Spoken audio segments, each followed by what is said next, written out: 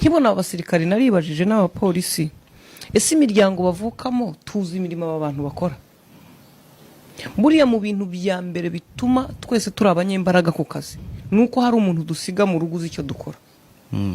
Aba bantu bari mu bantu ashobora no gupfusha umuvandimwe cyangwa inshuti ntatabare kubera iki akazi kabari kenshi.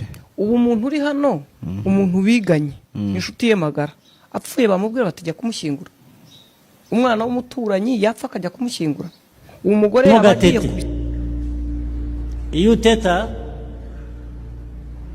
kibwira ko yewe ntabwo ndi bukora ibi ntiyanduza cyangwa ntabwo ndi bukora ibi biraruhije bizakorwa n'abandi, uko ni uguteta. Iyo wabigiyemo you lose an opportunity.